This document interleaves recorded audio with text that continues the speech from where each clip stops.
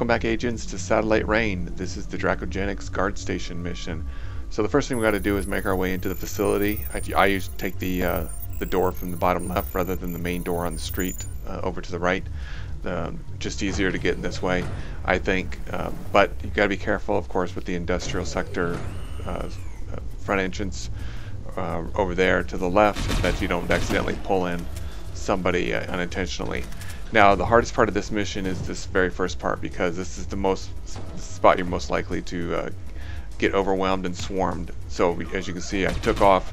I didn't want to fight in that area right there because I didn't want soldiers shooting at me from two different sides. So we have a prolonged battle here. You'll notice that eventually my number one will start taking a lot of damage. So what I eventually I do as we retreat, I make sure the number one will go to the back, and that way you want to cycle the damage through all the agents, because if one just starts getting overwhelmed, he's just going to repeatedly get killed, and you're going to have to take another character over to revive him.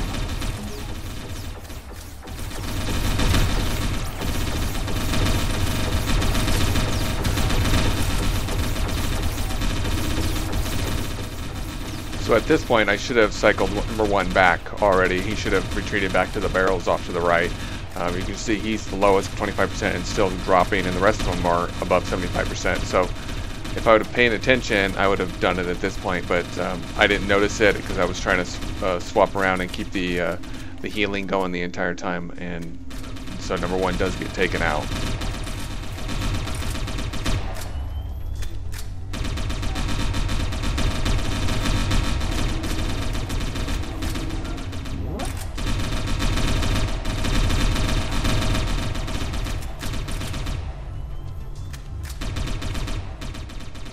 So here's where I've cycled number one back. So he's in the back next to that data machine. I accidentally hit the stims to slow down things as I was trying to just keep the guys off of us, to give number one a chance to recover a little bit, and give number two a chance to get enough of his action points back so he can start the healing process. He can speed it up for everybody. But so this is what you do, just cycle. So if somebody else would have taken damage, I would have just cycled them back through there.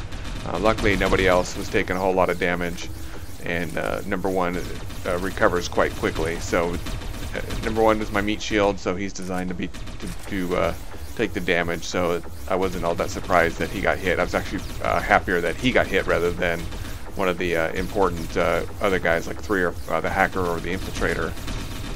When they're doing their mission, you don't want them to go down.